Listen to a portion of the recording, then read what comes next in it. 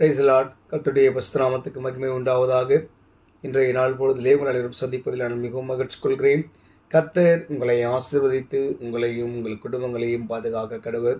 எனக்கு அருமையானவர்களே, இன்றைய நாளுக்கான வேத வாக்கியம் தாவீதின் சங்கீத பாடல் 32ஆம் பாடலின் வசனம் 8ஆம் வசனத்திலே ஆண்டவர் நமக்கு எப்பேற்பட்டவர் என்பதை தாவீது ராஜா அழகாக சொல்கிறாரு.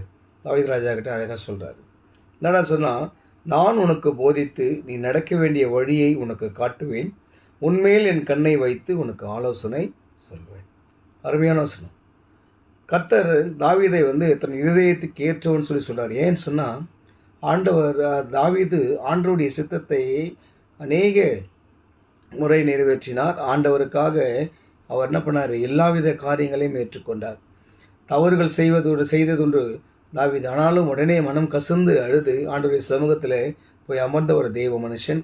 அதனால தான் ஆண்டவர் சொல்லுவார், என் இருதயத்துக்கு ஏற்ற ஒருவன் இருக்கிறான்னு சொன்னால் தாவீதான்னு சொல்லிட்டு. எனக்கு அருமையானவர்களே, இன்றைக்கி ஆண்டவர் நம்மை பார்த்து சொல்கிறதான ஒரு காரியம், நீங்கள் எதை பற்றியும் கவலைப்படாதீங்க, நான் உனக்கு போதித்து, நான் ஆண்டவராக இயேசு கிறிஸ்து உங்களுக்கு போதித்து நீ நடக்க வேண்டிய வழியை உனக்கு காட்டுவார்.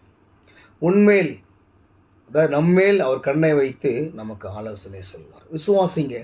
கண்டிப்பாக எப்பேற்பட்ட காரியமாக இருந்தாலும் மனிதனுடைய யோசனையை விட ஆண்டவருடைய அந்த யோசனை, அந்த ஆலோசனைகள் சிறப்பாக இருக்கும். நம்மளுக்கு எல்லாமே ஒரே ஆசீர்வாதமாக இருக்கும்.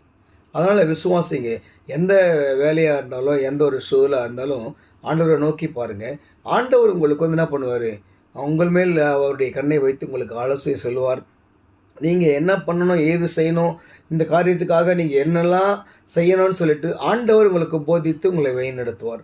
எப்போது என்று சொன்னால், நாம் நம்மை அவருடைய சமூகத்தில் அர்ப்பணிக்கும் போது அவரை உறுதியாய், ஆண்டவரை தவிர வேறு தெய்வம் இல்லை என்பதை நாம் விசுவாசித்து உறுதியுடன் பற்றிக்கொண்டு அவரை நாம் நம்முடைய வாழ்க்கையில் பிரதிபலிக்கும் போது ஆண்டவர் நம்மேல் அவர் கண்ணை வைத்து நம்மளுக்கு ஆலோசனை சொல்வார்.